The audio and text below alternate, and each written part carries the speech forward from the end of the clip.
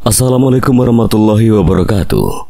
Selamat datang di channel Kang Selamat. Kali ini Kang Selamat akan membawakan kisah yang berjudul Rumah Tanah Tua. Cerita ini ditulis oleh LG Panacea. Sebelum kita masuk ke ceritanya, buat kalian yang belum subscribe channel ini, tekan tombol subscribe-nya terlebih dahulu dan tekan tombol notifikasinya agar kalian tidak ketinggalan cerita seram lainnya dari Kang Selamat. Gak usah berlama-lama lagi, langsung saja kita masuk ke ceritanya. Rumah Tanah Tua. Si pengung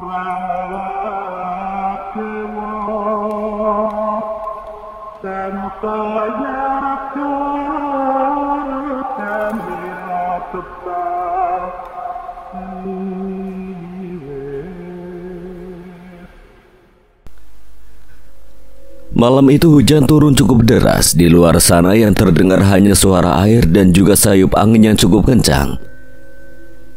Jesse yang kala itu tengah tertidur pulas merasakan ada udara dingin melewati kakinya. Jesse mencoba menggerakkan kakinya dan memasukkannya ke dalam selimut. Namun tak lama kemudian ia merasakan udara dingin itu lagi. Kali ini udara itu melewati telinganya kemudian terasa hingga ke dada. Tanpa disadari, ada jari yang panjang dan kuku yang busuk menyentuh tubuh Jesse. Ia membuka mata, namun mulutnya dibekap oleh salah satu dari tangan sosok itu. Sedangkan tangan yang lainnya mencoba menembus dada Jesse. Ingin rasanya ia berteriak kencang, namun apa daya, tangan itu menutup mulut Jesse dengan rapat.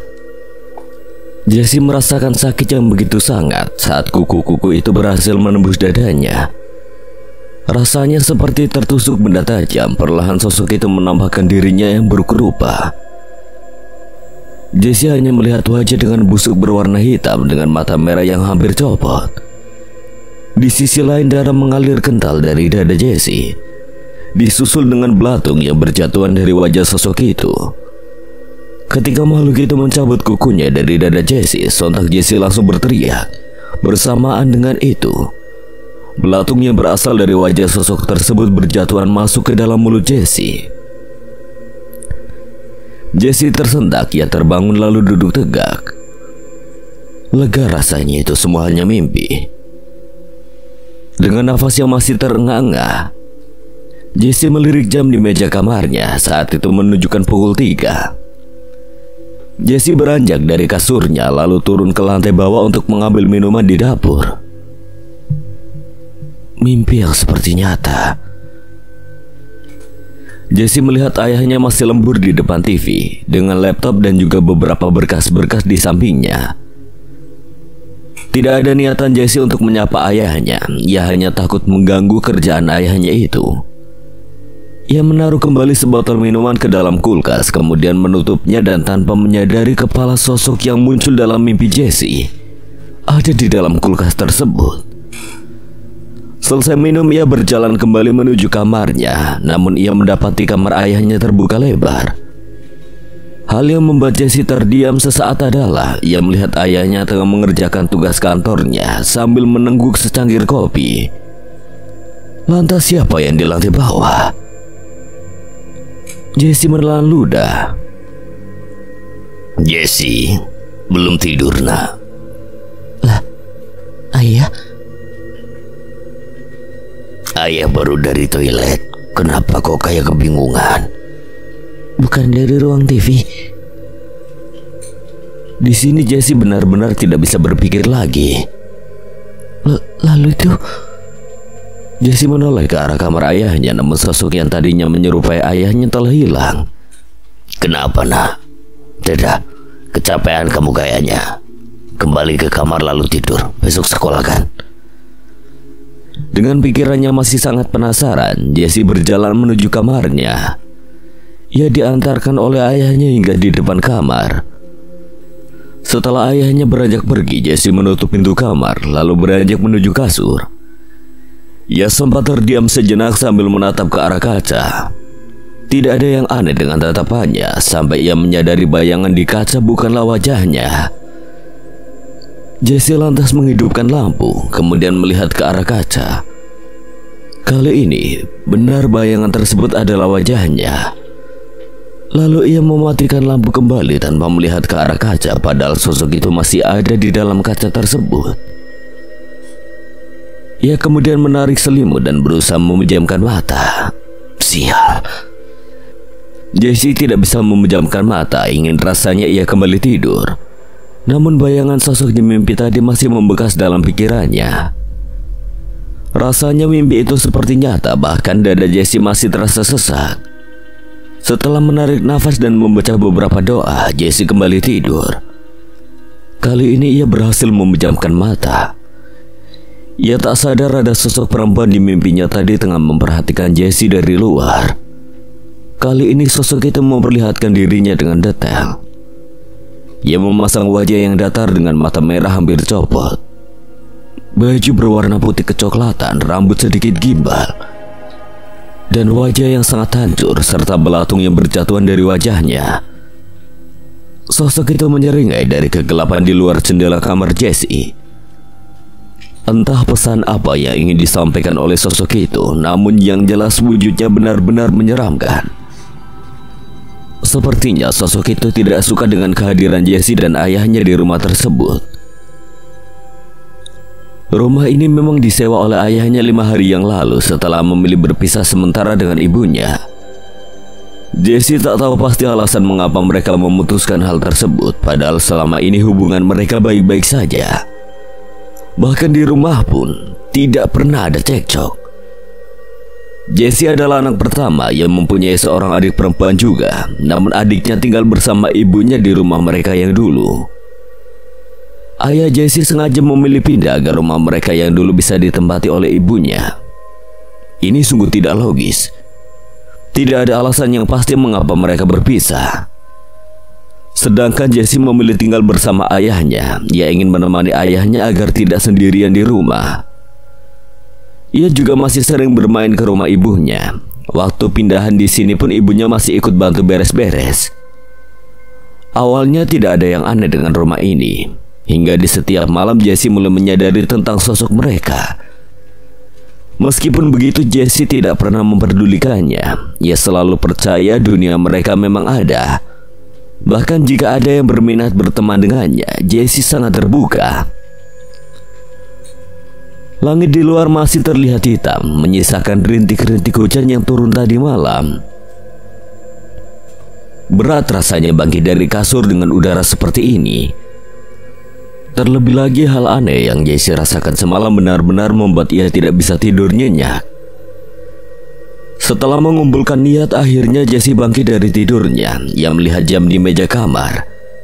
Saat itu waktu menunjukkan pukul 6. Dengan cekatan ia segera bergegas untuk mandi. Tak perlu waktu lama, Jesse telah selesai mandi dan juga mengenakan seragam sekolahnya. Ia kemudian bergerak menuruni tangga menuju ruang makan untuk sarapan bersama ayahnya. Di ruang makan, ayah Jesse tengah menyiapkan piring dan juga sayur di meja makan. Tangannya terlihat sedang mengaduk sayur yang baru saja ia masak.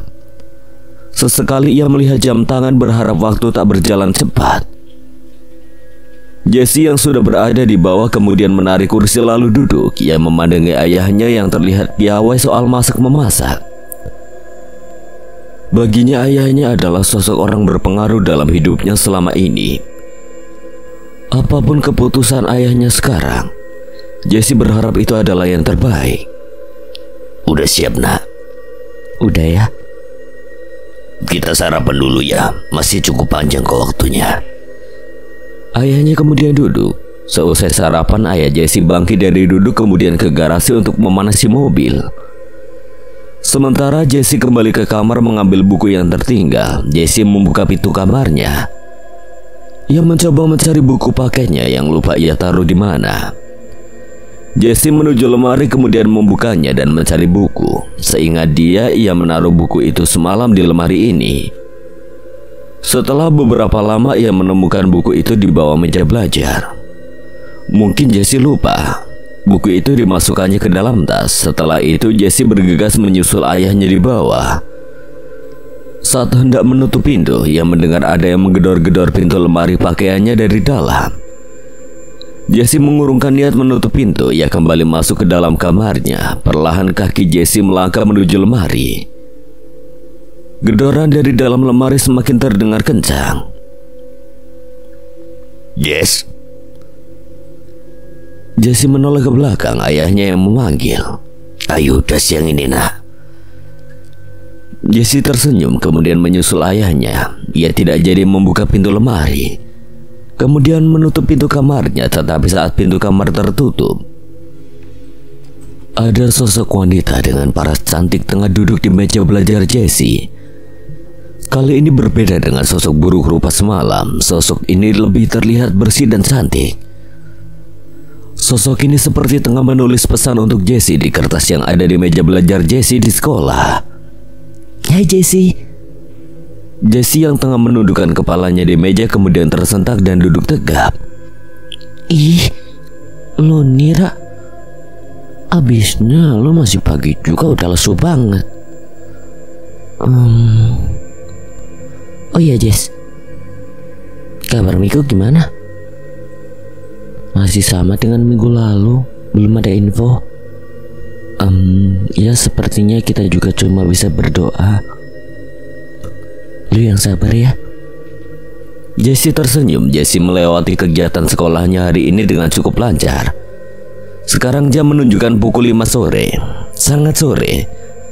Hari ini memang Jesse pulang sore karena ada beberapa kegiatan yang harus ia ikuti. Seperti biasanya, setiap pulang sekolah Jesse biasanya naik taksi karena ayahnya pulang malam dari kantor. Taksi yang mengantarkan Jesse berhenti di depan gang. Sebenarnya muat jika taksi tersebut masuk gang, namun kendaraan tumpangan seperti ojek maupun taksi biasanya hanya mengantarkan sampai depan gang ini. Rumah Jesse tidak jauh dari depan gang, hanya saja perlu waktu sekitar 5 menit untuk berjalan hingga ke depan rumah. Jika dilihat sekilas sebenarnya tidak ada yang aneh dari rumah yang disewa ayahnya tersebut. Rumah ini bisa dibilang memiliki ciri khas tersendiri. Di sini ia tidak sendirian. Ada 4 rumah lainnya yang menjadi tetangga Jesse. Selebihnya hanya kebun dan lahan kosong yang katanya akan dibangun perumahan dari dulu. Jesse melemparkan tasnya ke meja. Ia melihat jam menunjukkan pukul 6 sore. Kemudian ia merebahkan badannya ke sofa, lalu memejamkan mata untuk istirahat sebentar. Rasanya sekujur badan tak sanggup untuk menaiki tangga menuju kamar. Entah berapa lama ia sudah terpejam, tiba-tiba saja dadanya terasa sesak.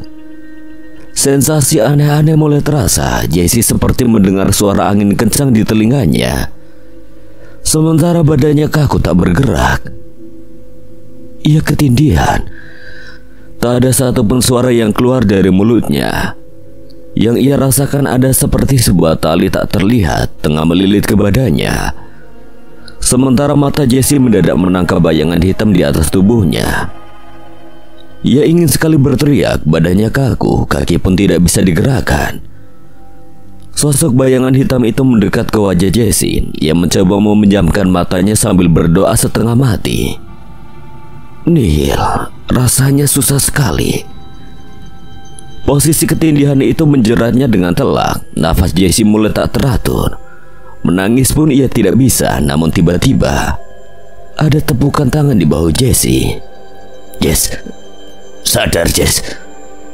Jesse membuka mata. Ayahnya telah berada di hadapannya sekarang. Ia memeluk ayahnya sambil merasakan ketakutan. Badannya kini lebih enteng.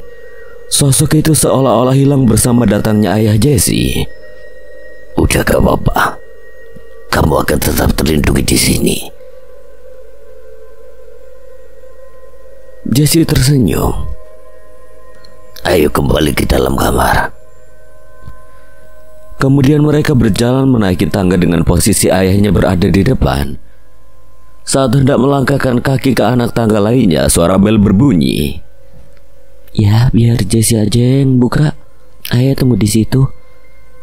Jesse berjalan menuju pintu kemudian membukanya. Betapa kagetnya dia saat mendapati orang yang berdiri di depan pintu saat ini adalah ayahnya. Loh, ayah baru pulang? Iyalah, kan kamu tahu jam pulang kantor ayah jam 8 malam. Jesse mengangguk pelan, sedikit heran. Ia melihat ke arah tangga dan mendapati sosok yang tadi telah hilang. Timbul banyak pertanyaan dalam benak Jesse. Sebenarnya siapa sosok yang menyerupai ayahnya itu? Meski begitu, siapapun dia, Jesse sangat berterima kasih karena bantuannya ia bisa lepas dari ketindihan yang membuat ia tidak bisa berbuat apa-apa. Ayo makan dulu, ayah udah beliin ayam bakar kesukaan kamu. Jesse mengangguk kemudian menutup pintu ketika ayahnya sudah melangkahkan kaki ke dalam rumah. Di meja makan. Ya, kenapa sih ayah milih tinggal di sini? Emang kenapa, nak? Gak apa-apa sih, cuma aneh aja gitu. Nanti kamu juga terbiasa kok. Jesse menyantap makan malam yang dibelikan oleh ayahnya. Setiap pulang dari kantor, ayah Jesse selalu membawakan ayam bakar kesukaan Jesse. Tidak ada yang aneh dari mereka berdua. Baik Jesse maupun ayahnya menyantap makanan dengan lahap. Namun tanpa mereka sadari ada sosok wanita bergaun merah tengah memperhatikan mereka berdua. Sosok itu berdiri di lantai 2 dengan tatapan tajam melalui mata merahnya, seperti memberikan pesan tersendiri. Sosok itu kemudian menghilang perlahan dengan senyumannya. Tidak ada kesan cantik dari senyum tersebut. Justru senyum itu terlihat sangat menakutkan untuk sosok yang memiliki gaun merah itu. Mungkin apa yang dirasakan Jesse baru-baru ini adalah benar, bahwa ada yang tak beres dengan rumah ini. Hari Minggu ini cuaca terlihat sangat cerah. Langit pagi sudah berwarna biru. Udara juga terhirup segar. Jesse bangun lebih awal. Pagi ini ia disuruh ibunya untuk datang ke rumah karena ibu meminta bantuan untuk membuat kue yang dipesan oleh seseorang pada sebuah acara besar. Sekalian Jesse juga menjemput adiknya yang katanya ingin bermalam di rumah sambil bertemu dengan ayahnya. Jesse masuk ke dalam kamar mandi. Ia tidak berniat untuk mandi, hanya ingin membasuh wajah saja. Namun tidak lama kemudian Jesse menghentikan gerakan tangannya yang tengah membasuh wajah dengan air di wastafel. Perlahan ia meluruskan punggung lalu menatap ke cermin besar yang terletak di hadapannya. Wajahnya terlihat pucat, nafasnya tersentak, detak jantung berhenti sejenak. Suaranya tersumbat di tenggorokan, berjarak beberapa hasta dari belakangnya. Tampak sosok yang pernah muncul dalam mimpinya. Selain itu, menatap Jesse dari belakang, wajahnya terlihat sangat menyeramkan. Jesse menelan ludah, tubuhnya kaku dan bulu kuduknya pun berdiri. Ingin rasanya ia berteriak sekeras mungkin, tapi tidak bisa. Kakinya sangat berat untuk diayunkan. Dia mengerjap sosok itu masih di sana. Wajahnya semakin terlihat sangat menyeramkan, bahkan lebih seram dari yang ia temui di mimpi. Jesse tercekat, kepala sosok itu putus, darah mengalir deras dari leher sosok tersebut. Kepalanya terjatuh lalu terpental ke bawah. Dia sangat histeris melihat kejadian itu. Jesse segera berbalik arah, berpegangan pada wastafel. Hilang. Sosok itu hilang, lenyap begitu saja. Bahkan tidak ada sisa-sisa darah yang tadi sempat Jesse lihat. Jesse mengucek matanya, pandangannya melihat semua sudut kamar mandi. Nihil, tidak ada jejak kepergian sosok tadi. Rintihan suara terdengar dari sudut kamar mandi. Suara menyuruh pergi namun meminta tolong terdengar pelan pada telinga Jesse. Ia kembali tak bisa bersuara, nafasnya semakin tak teratur.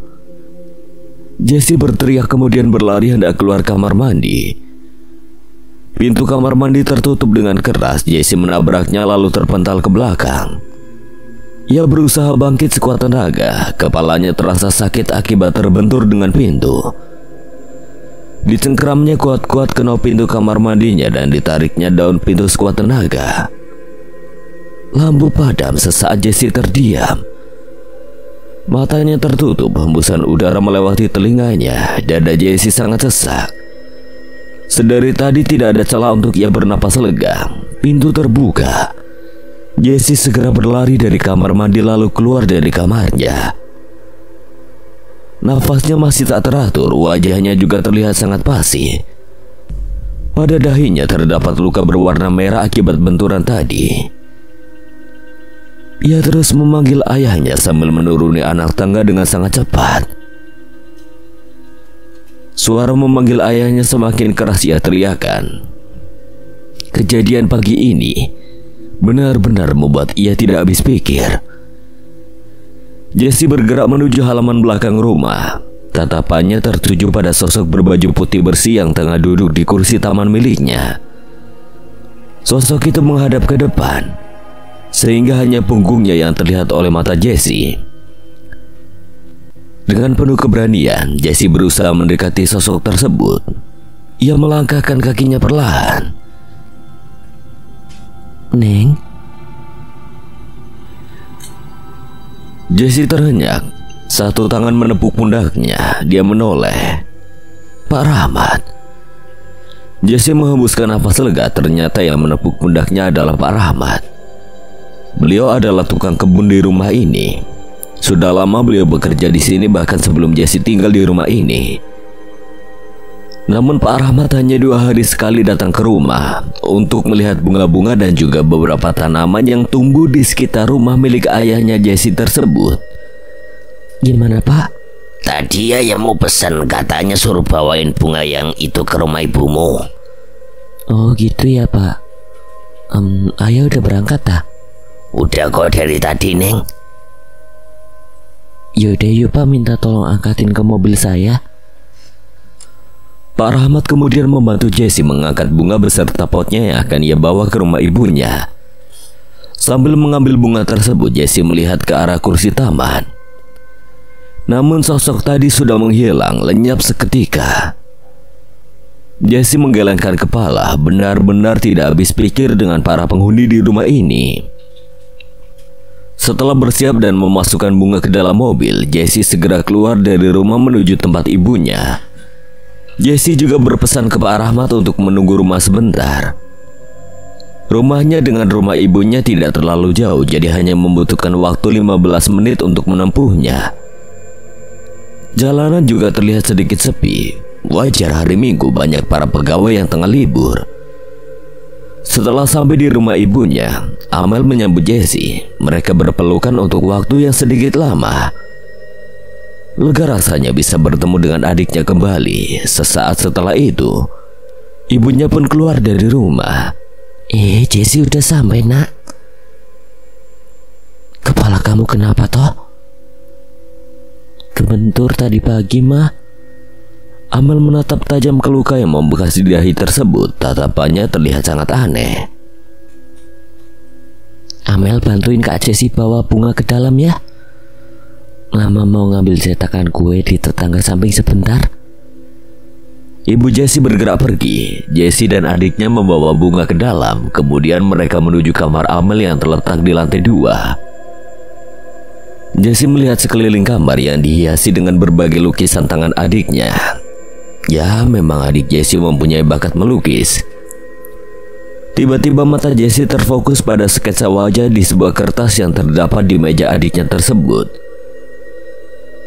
Jesse mengambil lalu menatap sketsa tersebut. Kamu masih sering gambar kayak ginian? Iya kak, kalau lagi gabut aja. Adik Jesse memang sering menggambar sketsa wajah menyeramkan seperti hantu dan lainnya. Entah apa alasan dia, semenjak kecelakaan semasa kecil, adik Jesse ini bisa melihat mereka yang tidak bisa kita lihat.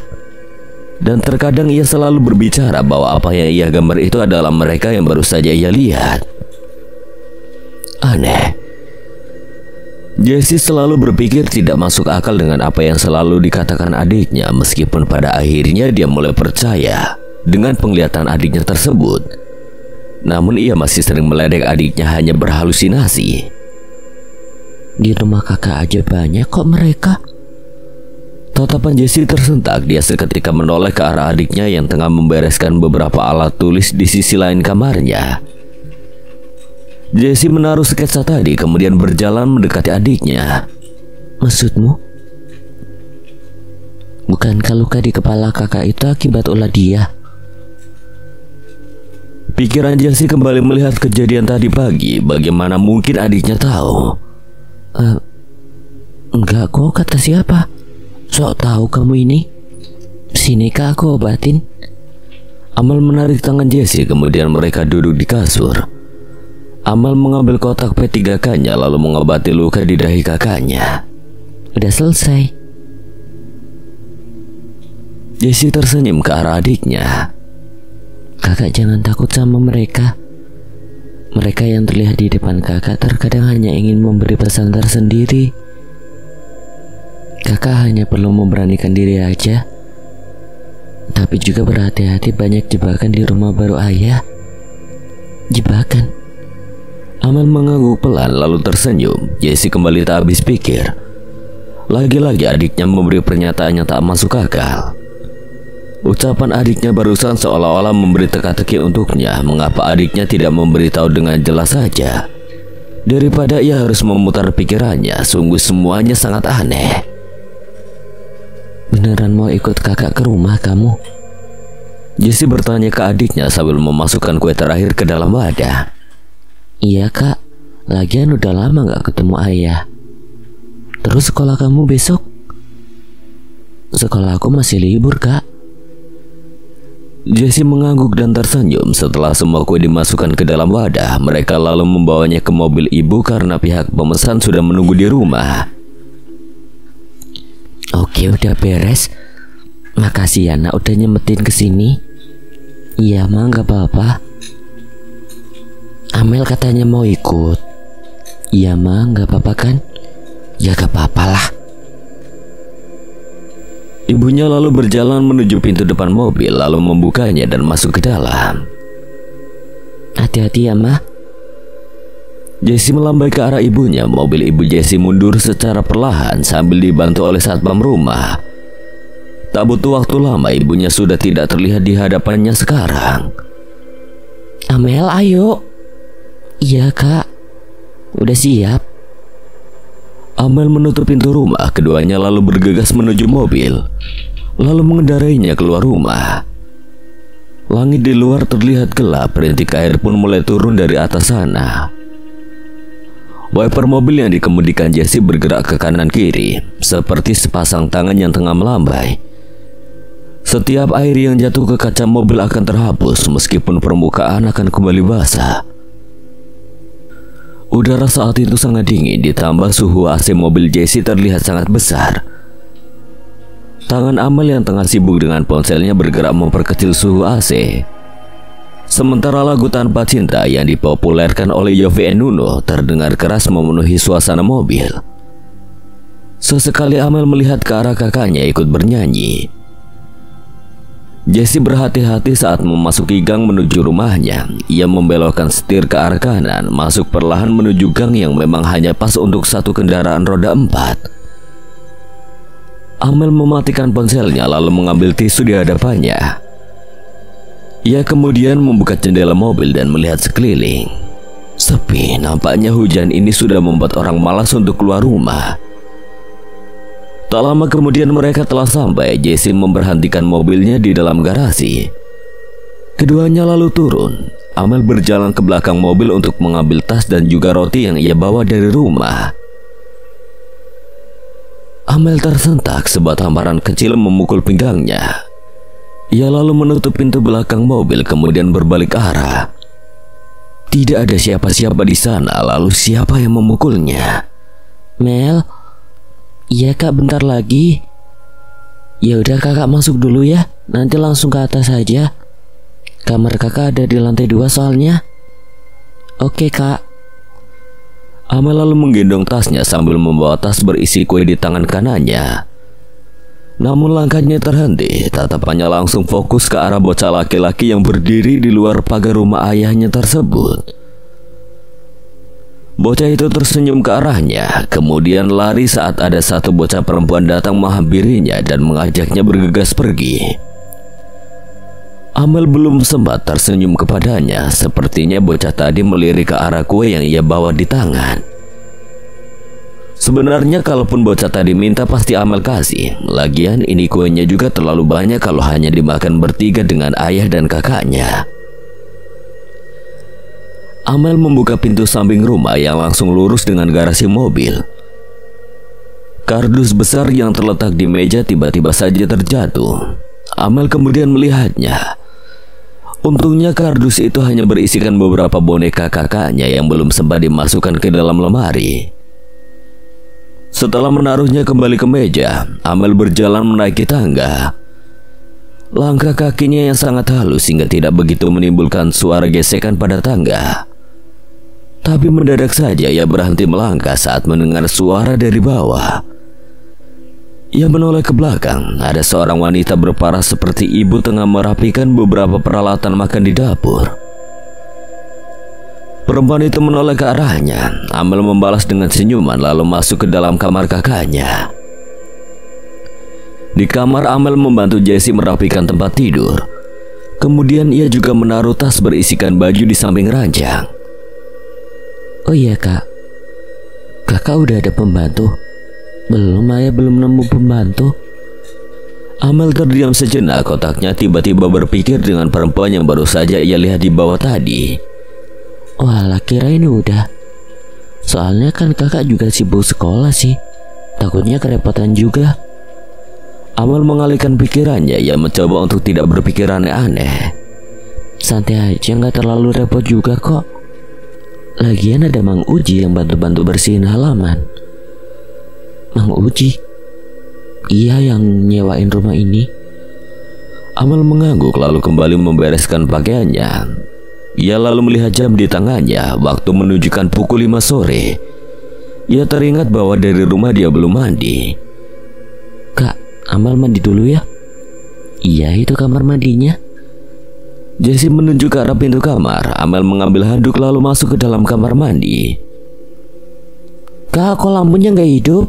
Lah, mungkin rusak Mel. Nanti biar dibenerin. Amel tak bersuara lagi. Yang terdengar hanya suara air dari kamar mandi. Jessie beranjak dari kasurnya. Ia lalu berdiri menatap ke arah luar dari balik kaca jendela kamarnya. Ia melihat betapa indahnya lingkungan sekitar yang masih terlihat hijau meskipun saat malam hari terlihat berbeda. Akan tetapi udara di sini sangat sejuk.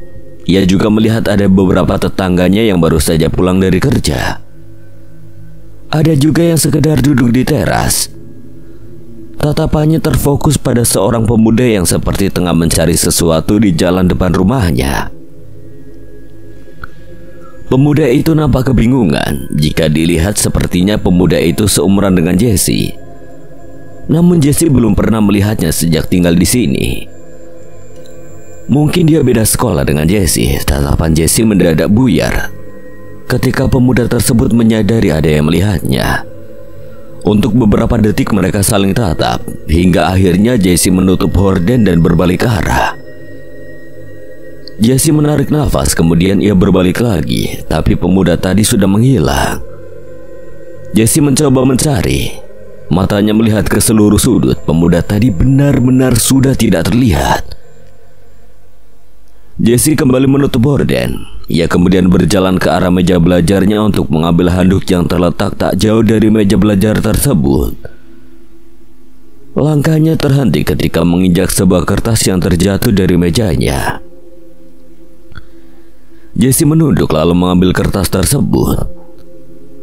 Hanya ada tulisan seperti emot sedih pada kertas yang ia temui barusan.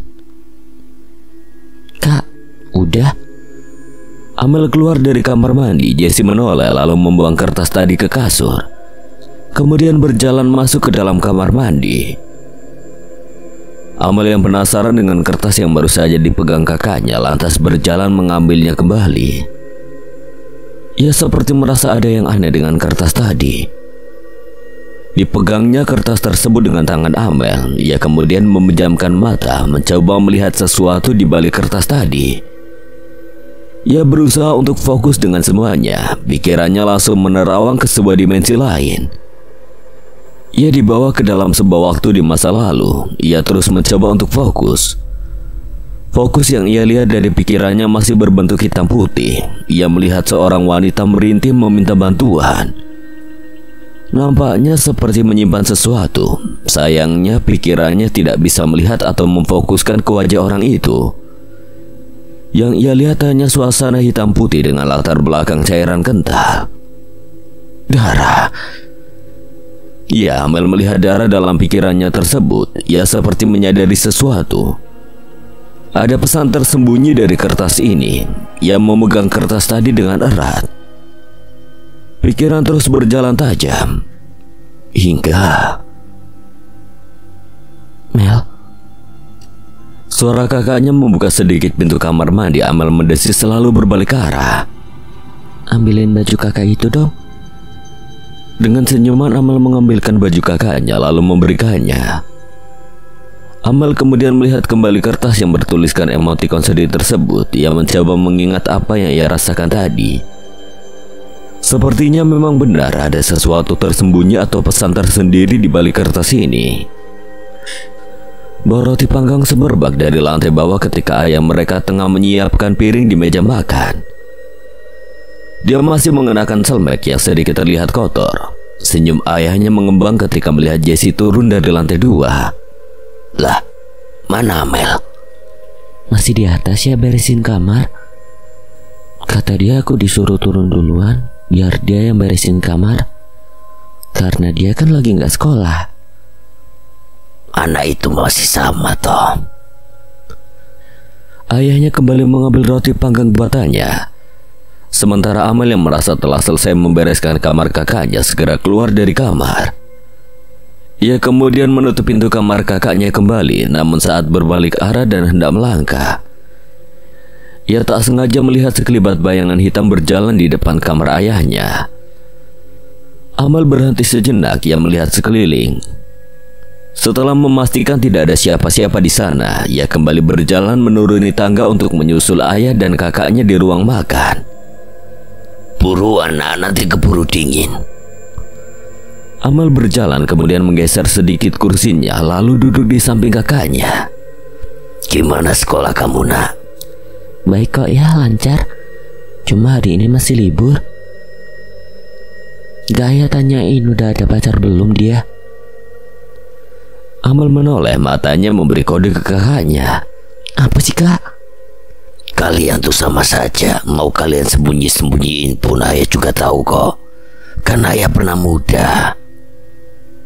Gak apa-apa pacaran. Yang penting tetap fokus ya sama pelajaran. Jessie terdiam sejenak seperti ada yang terlintas dalam pikirannya.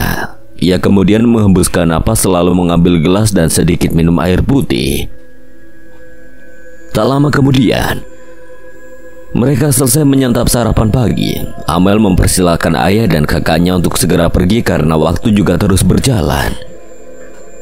Ia menawarkan diri agar dirinya saja yang membereskan semuanya. Lagian dia juga tidak ada kegiatan hari ini. Ayah dan kakaknya tersenyum. Sedari dulu Amel memang anak yang bisa dibilang cukup rajin. Jessie pun mengakui kelebihan adiknya tersebut. Tak jarang dulu Jessie sering menyuruh adiknya membereskan kamarnya setiap hari saat mereka masih tinggal satu rumah. Kakak berangkat dulu ya. Jessie melambaikan tangan kepada Amel yang berdiri di depan pintu. Mobil ayahnya mundur perlahan keluar dari garasi mobil. Setelahnya kaca depan terbuka. Ayahnya ikut melambaikan tangan kepada Amel. Kalau ada apa-apa bilang Pak Rahmat aja ya nak. Beliau bentar lagi dateng kok. Amel mengangguk dan tersenyum. Kemudian disusul mobil ayahnya berjalan keluar dari halaman rumah. Selang beberapa detik setelah mobil itu menghilang, muncul dua bocah di depan pagar yang kemarin sore sempat Amel temui. Amel menatap bocah tersebut. Mereka melambaikan tangan pada Amel, menyuruh Amel untuk mendekat ke arah mereka. Bocah itu adalah seorang laki-laki dan perempuan. Sepertinya usia mereka sekitar 6-7 tahunan. Dan kayaknya kakak beradik mereka. Amel berjalan mendekati mereka. Hai.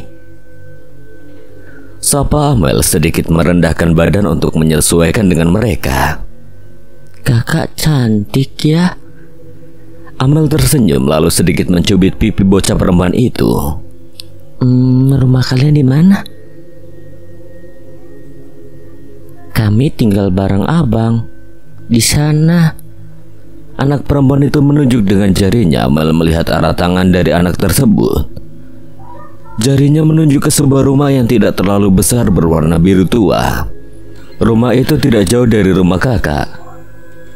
Seberang jalan selang 2 rumah dari hadapan rumah kakaknya. Yuk ke rumah kakak.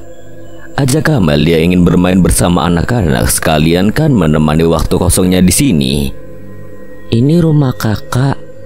Bukan sini rumahnya ayah sama kakak saya.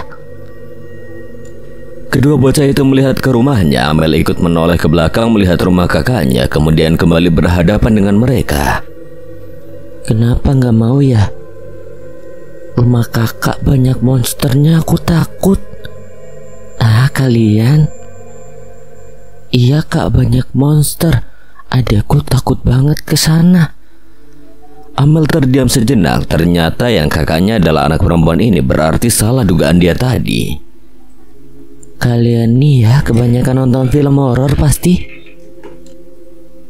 Ya udah yuk kita main ke taman aja.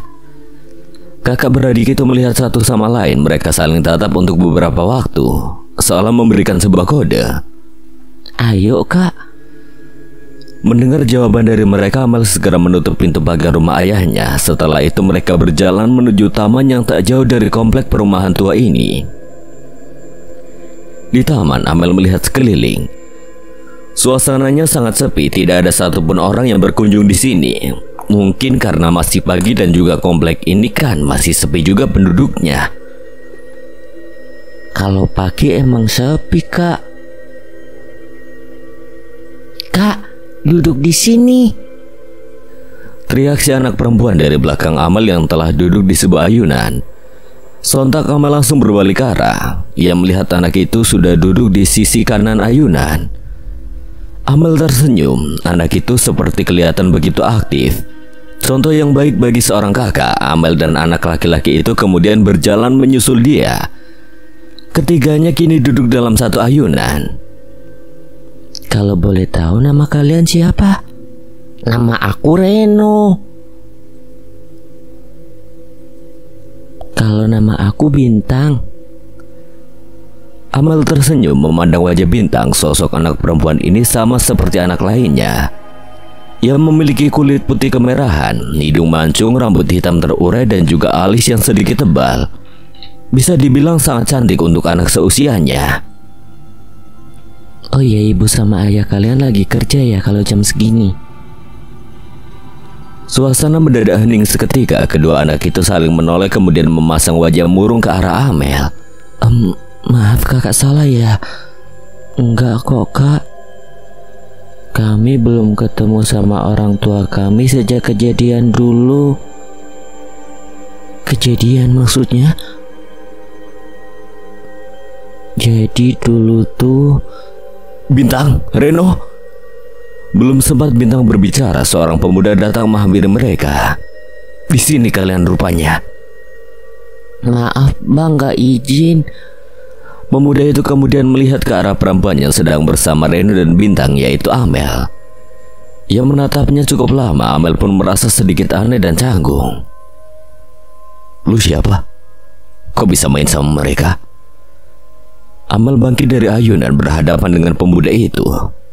Gue Amel, adik dari orang yang baru aja pindah di rumah putih itu. Oh alah, jadi lu adiknya. Gue Adi. Gue sementara nama kakak lu kok. Maaf bang. Santai aja. Jadi yang nyewa rumah itu kakak dan ayah lu? Iya bang, baru beberapa minggu yang lalu. Ayo, kalian pulang dulu. Hadi mengajak Reno dan Bintang untuk pulang terlebih dahulu. Keduanya lalu bangkit dari ayunan dan berlari mendahului Hadi. Hati-hati. Gue pamit dulu ya. Hadi berpaling dari hadapannya Amel hendak menyusul Reno dan Bintang. Bang. Langkah Hadi terhenti. Ia menoleh ke arah Amel. Kalau boleh tahu orang tua mereka di mana ya bang? Untuk apa lu pengen tahu? Enggak sih bang. Tadi mereka mau cerita aja tapi nggak jadi. Jadi penasaran nih. Ceritanya panjang. Kapan-kapan aja ya. Amel mengangkat bahunya sambil menghembuskan nafas. Kemudian ia melangkahkan kakinya untuk meninggalkan tempat ini. Baru beberapa langkah ia berjalan, Amel merasakan ada sesuatu di belakangnya. Ia kemudian berbalik ke arah. Nampak dengan jelas ada sosok wanita parubaya dengan wajah yang pucat tengah duduk di ayunan. Amel mengerjap dan melihat sekali lagi. Hilang. Sosok itu tiba-tiba hilang. Diedarkannya pandangannya dan yang terlihat hanya taman yang begitu lenggang. Gue gak salah lihat tadi. Amel kembali menghembuskan nafas lalu berbalik arah. Aliran darah dalam tubuh Amel mendadak terhenti. Hembusan nafasnya tersengal. Detak jantungnya ikut terhenti sejenak. Tepat di hadapannya saat ini yang berjarak beberapa senti saja telah berdiri sosok parubaya tadi. Wajahnya pucat pasi, matanya terlihat lebar dengan bola mata yang berwarna hitam pekat. Kali ini bukan manusia, batin Amel dalam hati. Ia mencoba memejamkan mata lalu membukanya kembali. Akan tetapi sosok itu masih berdiri di hadapannya. Kali ini lebih dekat. Wajahnya hampir menempel dengan sosok tersebut. Lagi dan lagi. Dengan rasa takut yang sangat ia kembali memejamkan mata. Mbak, maju ganggu aku toh. Aku ini gak ngapa-ngapain. Permisi ya mbak, aku hanya ingin bermain saja kok. Aku juga tidak tahu kalau daerah ini punya sampean. Tolong aku tak mulai ya mbak. Sambil memejamkan mata, Amel mengucapkan sebuah kalimat dalam bahasa Jawa. Setelah merasa yakin, ia kemudian membuka matanya perlahan dan sosok tersebut telah hilang dari hadapannya. Amel merasa lega, ia kembali mengatur nafas lalu pergi meninggalkan tempat tersebut. Rintik hujan tiba-tiba turun sangat deras. Amel yang tengah berjalan menuju rumah kakaknya terpaksa mampir di sebuah warung makan yang tak jauh dari area taman.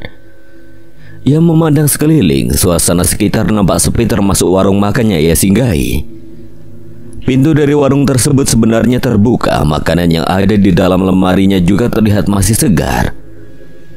Namun tak terlihat ada penjaganya. Untuk beberapa saat Amel melirik lemari makanan tersebut. Perutnya terasa lapar, apalagi suasana masih hujan. Ia berniat untuk membeli, tetapi tidak ada satupun orang di dalam. Dengan wajah yang pasrah, Amel duduk di bangku sambil menyandarkan kepalanya pada tembok warung tersebut.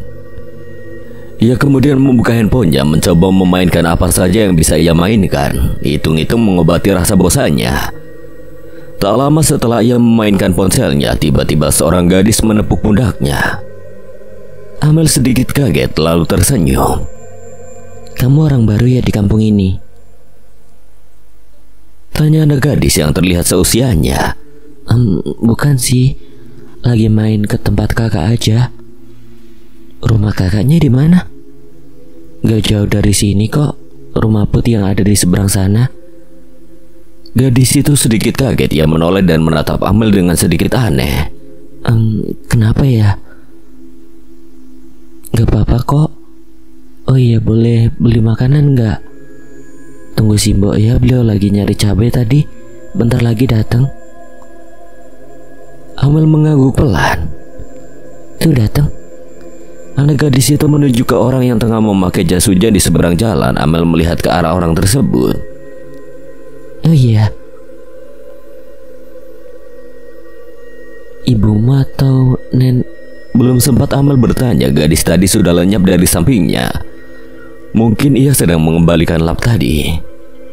Ya anak cantik lagi neduyun Duk. Iya nek, hujan. Jangan panggil nek, gak terbiasa, panggil aja Mbok Muri. Amel tersenyum. Sini masuk Duk. Amel melangkahkan kakinya menuju ke dalam warung. Suasana sangat nyaman dengan ornamen kuno di dalamnya. Ada beberapa lukisan Jawa yang terpasang di sudut-sudut tembok warung. Sepertinya warung ini sekaligus menjadi tempat tinggal Mbok Muri. Amel kemudian duduk di sebuah kursi yang tak jauh dari pintu. Ia kemudian memesan 1 gelas teh hangat dan juga sepiring nasi. Ini udah jadi. Mbok Muri meletakkan teh dan juga makanan yang dipesan Amel. Amel tersenyum melihat ramahnya pemilik warung ini. Orang baru yang duduk di sini. Enggak kok Mbok, lagi main di rumah kakak aja. Walah, rumahnya di mana? Rumah Putih di kompleks seberang sana. Lo berani di sana? Emangnya kenapa Mbok? Banyak yang dapet di sana dulunya. Kenapa alasannya Mbok? Mbok sendiri takut nyeritain, bukan takut apanya. Cuma takut gak bener aja cerita yang beredar. Katanya sih banyak hantu di sana karena dulu buat prakteknya Mbak Iblis.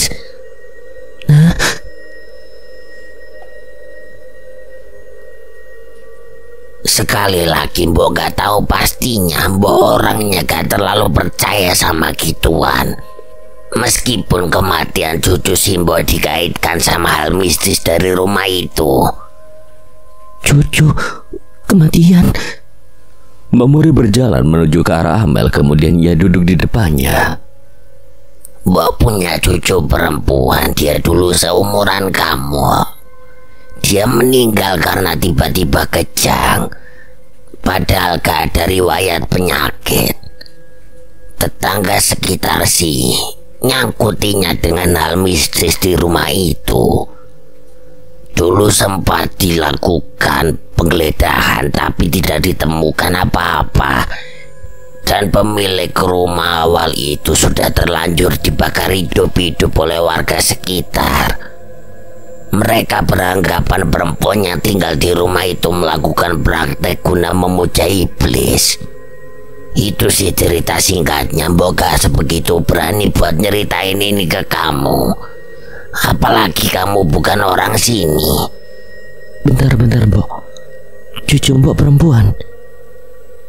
Mbak Muri hanya mengangguk. Terus sekarang Mbok Muri sama siapa di sini? Ada yang bantu dagang Mbok?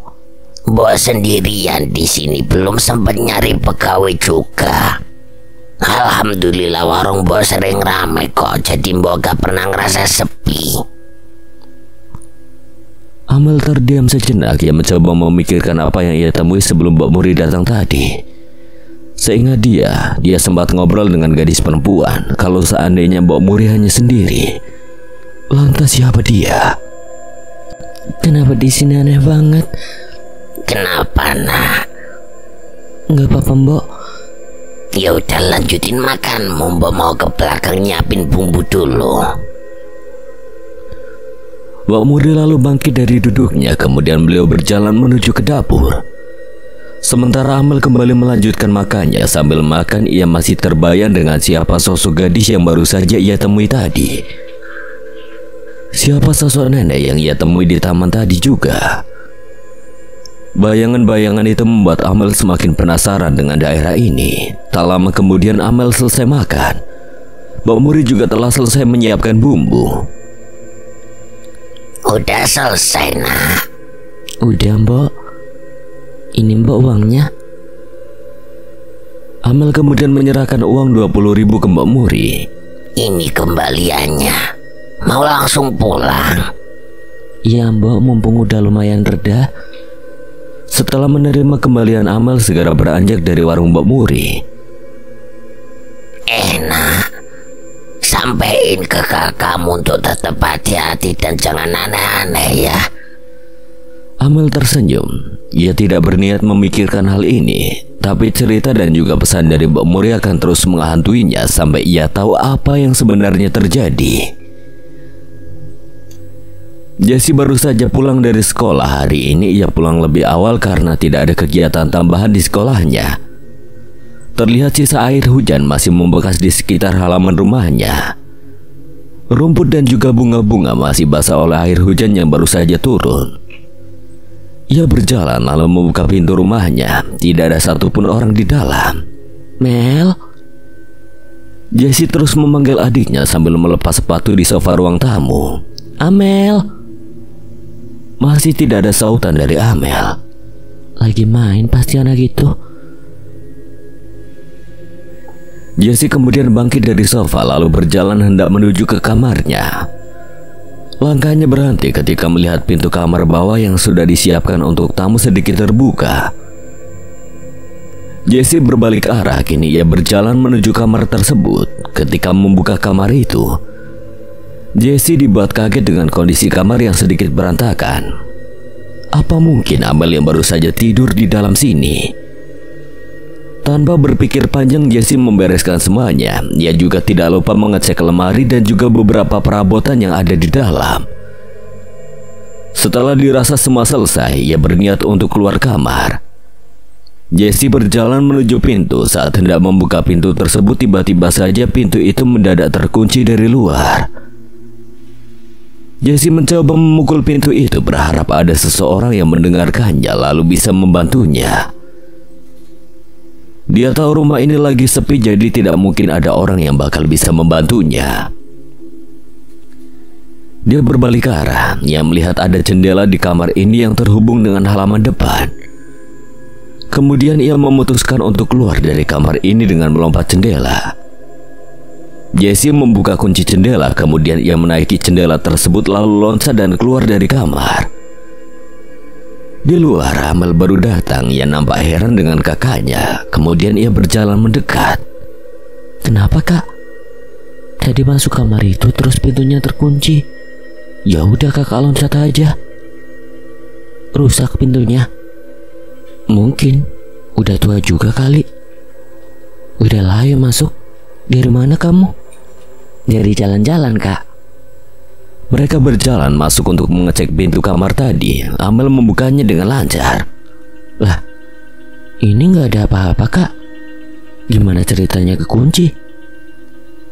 Jesse terdiam. Perasaan tadi dia sudah tarik sekuat tenaga, pintu ini tetap nggak bisa buka.